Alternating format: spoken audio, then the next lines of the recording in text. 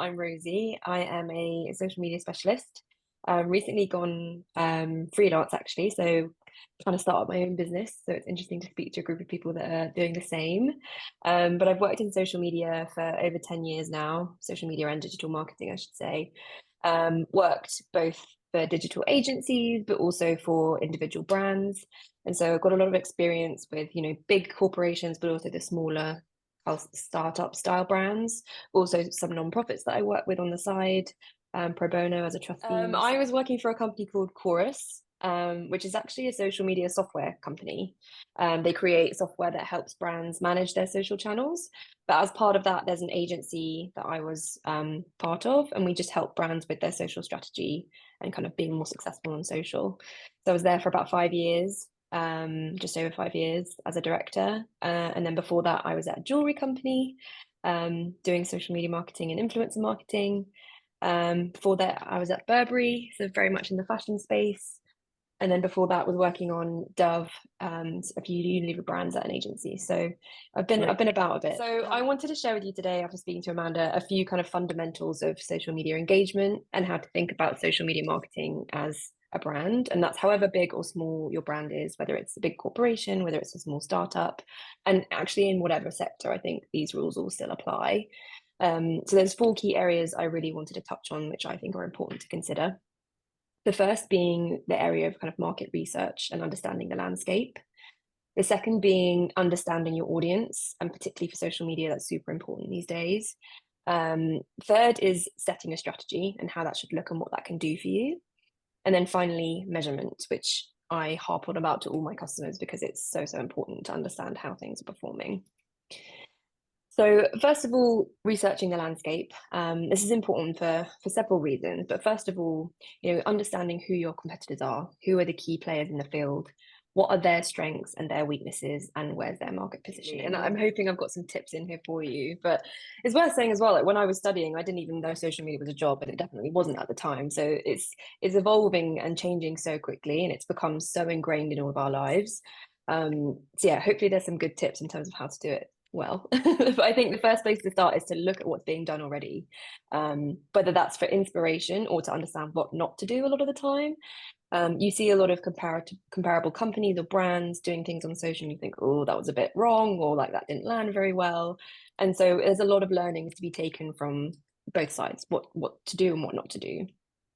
There's also an opportunity to see where the gaps are. There's a lot of companies that potentially aren't on social or aren't on the right channels. Maybe they're not on Facebook because they don't see it's worthwhile, but maybe that's somewhere your audience could be. So understanding the gaps that you can kind of jump in and meet those demands is really important. And then the final thing I'll say on competitor analysis is benchmarking. And I'll go into measurement a bit later on how to understand whether your social media is being successful. But part of that is understanding how you might compare to others in the market, particularly if you're brand new to social media and you don't have any of your own data to go on. You can look at a comparable brand and say, oh, they're getting hundreds of thousands of likes and I'm not getting any. Like, what are they doing differently? How can we take inspiration from them? And I wanted to kind of put an anecdote in here about how important it is to look at competitors. I was working while at Chorus with Sony PlayStation, and they were considering moving their customer service to a closed community, which is basically an area of their website rather than on social media. And I don't know if this group is like this, but a lot of people tend to turn to social media to complain about things these days. I know I definitely have. But they wanted to move away from that because they were getting too much into social and they couldn't manage it. And so they came to us and they said, we want to make this move. Our competitors are doing it. What do you think? And so me and my team went away and we looked at their competitors' social channels. And what we found was, even though they'd made that move to closed forums, they were getting so much negativity on social media for it. People weren't moving away from social media to where they wanted them to go. They were just showing their anger on social media. So I think it's important to understand how other people have done it and maybe don't follow blindly, understand how it's been reacted to and forge your own path that works for your audience. So the recommendation was actually not to make the move yet and to try and find their own way to manage their social media instead. So lesson learned from Sony PlayStation. Second is understanding your audience. And I think for me, this is almost the most important thing you can do on social. As you said, Bob, everybody is using it every day and in their own way. Some people might be using Facebook, some people might be using Instagram, some people prefer direct message through WhatsApp. And you've got to understand who the people you're targeting are and where they are. And that's how you can really communicate with them effectively about your brand. So, understanding their language, their tone, their communication style, and where they want to speak to you will help you to better meet their needs and speak to them.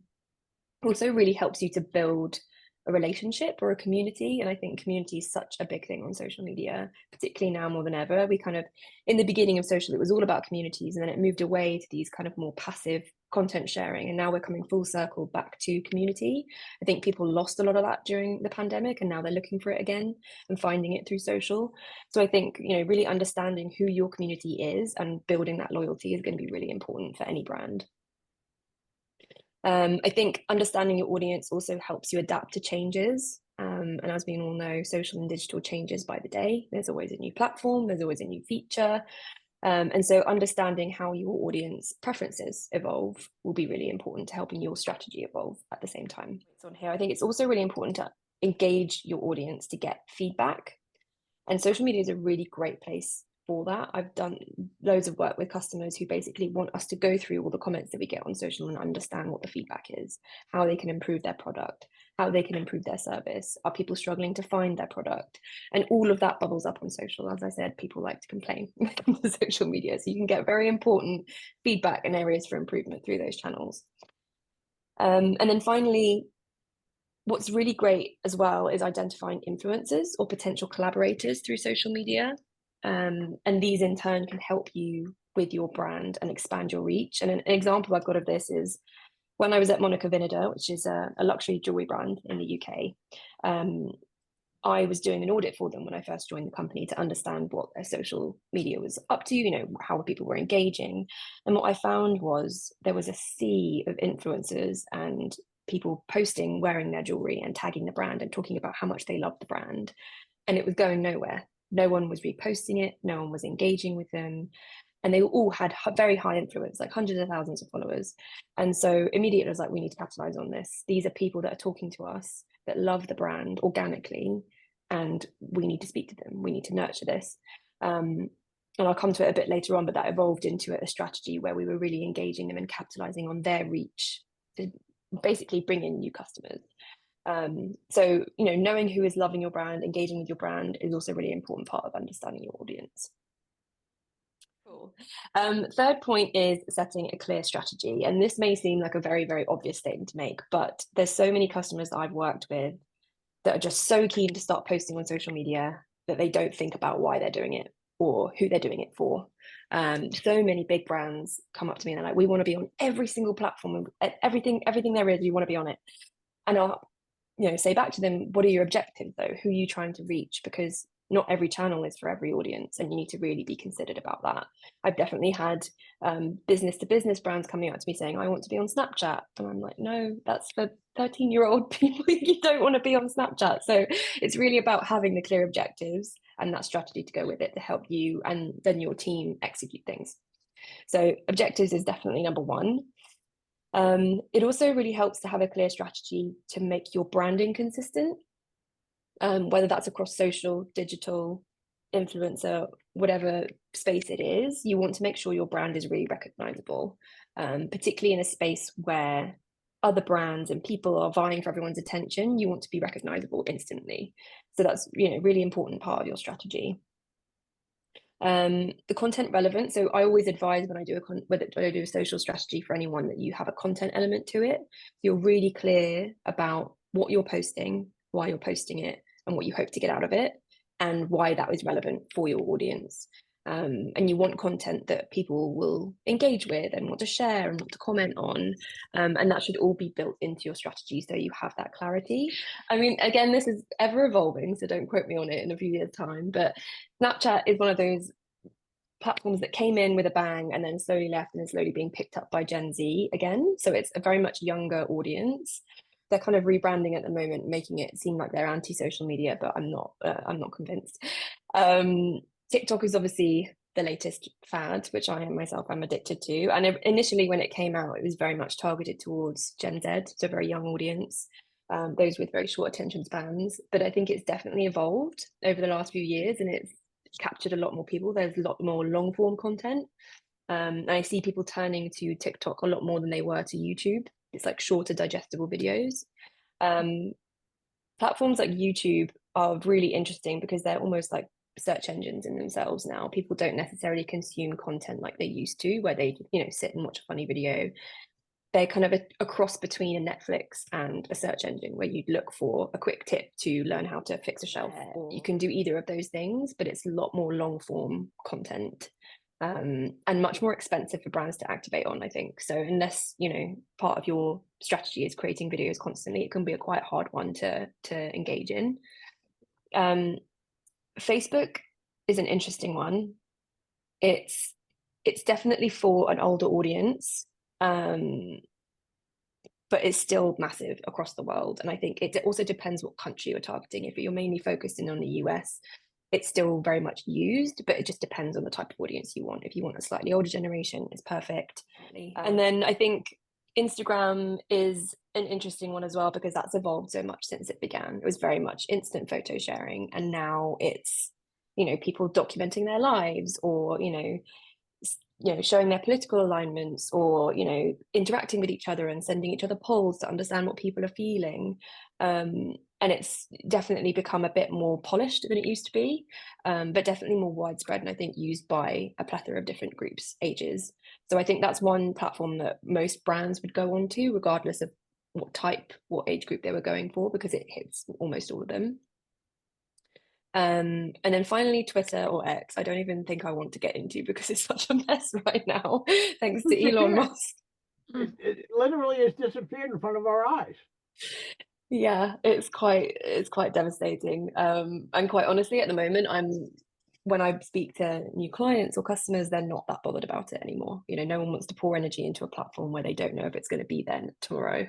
So I think a lot of people are focusing their energy elsewhere. And then finally, LinkedIn has really crept up and become a real leader. I think its point of difference is so strong. Those professional communities, and people being able to showcase their work and connect both personally and professionally. They've done it super well. And I think it's amazing for all types of brands to be on LinkedIn, to showcase what your brand is doing, to help your employees talk. It totally depends on what your product is or your service is, because that would affect who you're targeting and then where you're going to be, which is why that audience analysis is so important. So if I was a fashion brand, for example, I would 100% go to Instagram and I would go to TikTok, because that's where people that love fashion go. If I was a recruitment agency, I would go to LinkedIn, no doubt. That would be where I would focus. But I just wanted to stress this one because it's super important, and it's around measurement. And I think, we talk about what good looks like on social media. Am I getting high engagement? Have I got a lot of followers? And that's why measurement or reporting on what you're doing is important. And that for big brands is like pulling data and writing a monthly report. But for an entrepreneur or a startup, it can be as simple as going into the analytics in Instagram or in Facebook and understanding how much traffic you're getting to your page. Have your followers increased? If so, why do you think that is? Do you post a specific type of content? It's also looking at the comments that you're getting in and understanding sentiment. Are people happy about what you're posting? Are they angry? They got complaints? And it's data like this that really helps you understand the return on investment for the time and the effort that you spend on social, which I think is super important. And it also helps you make decisions based on data, rather than sometimes brands I work with make decisions based on what looks good or what just feels on brand and not actually what is working. So I definitely urge anyone who is using social media to make sure you're always looking at the data and reflecting on what you can change and adapt.